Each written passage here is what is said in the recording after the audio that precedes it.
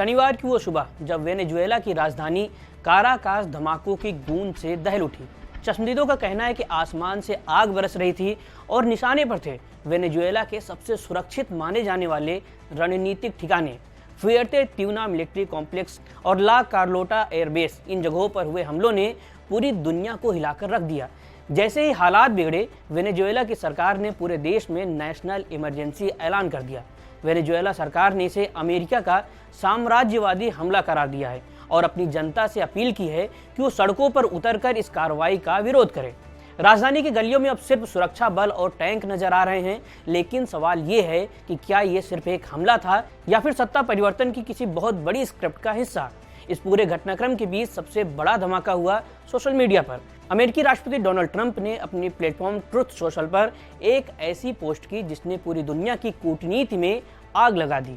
Trump ने दावा किया कि अमेरिका ने वेनेजुएला में एक बहुत बड़े सैन्य ऑपरेशन को सफलतापूर्वक अंजाम दिया है। इतना ही नहीं, ट्रंप के मुताबिक राष्ट्रपति निकोलस मादुरो और उनकी पत्नी सिलिया फ्लोरेस को हिरासत में ले लिया गया है और उन्हें वेनेजुएला से बाहर ले जाया गया है।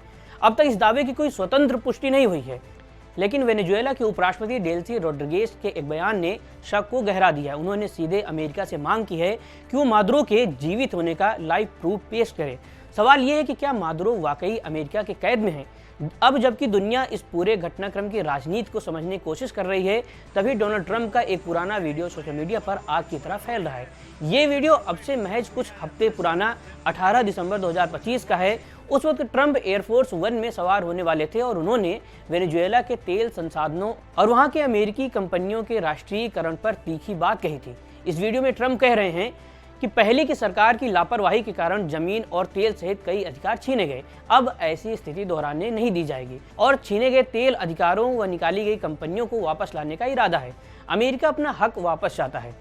अब जानकार इस बयान को मौजूदा सैन्य कार्रवाई से जोड़कर देख रहे हैं। ऐसा लग रहा है कि मानो ये सियासी इशारा बहुत पहले ही दे दिया गया था। क्या ये पूरी जंग सिर्फ लोकतंत्र की बहाली के लिए है या फिर इसके पीछे वेनेजुएला के विशाल तेल भंडार पर कब्जा करने की मंशा छिपी है? जमीनी हकीकत यह है कि ट्रंप की नजरें हमेशा से वेनेजुएला के तेल पर रही हैं। वैश्विक राजनीति में कुछ भी अचानक नहीं होता। हर बड़े कदम की नींव काफी पहले रखी जा चुकी होती है। 18 दिसंबर का वो बयान आज 2026 की शुरुआत में हकीकत बनता दिख रहा है। अगर ट्रंप का दावा सही है और मादुरो वाकई अमेरिका की पकड़ में है, तो ये लैटिन अमेरिका के इतिहास की सबसे बड़ी घटना साबित होगी। लेकिन इस कार्रवाई की कीमत किसे चुकानी होगी? एक्सपर्ट मान रहे हैं कि वेनेजुएला में पैदा हुए ये तनाव सिर्फ 2 देशों तक सीमित नहीं रहने वाला है। इसका असर आपकी और हमारी जेब पर भी पड़ेगा। जैसे इन हमलों की खबर आई, इंटरनेशनल मार्केट में कच्चे तेल की कीमतों में उछाल आने की आशंका बढ़ गई है। वेनेजुएला दुनिया के सबसे बड़े तेल भंडार वाले देशों में से एक है और वहां अस्थिरता का मतलब है ग्लोबल इकोनॉमी में भूचाल। इसके अलावा इस टकराव से लैटिन अमेरिका में एक बड़ा शरणार्थी संकट पैदा हो सकता है, जो पड़ोसी देशों की सीमाओं पर दबाव बढ़ाएगा।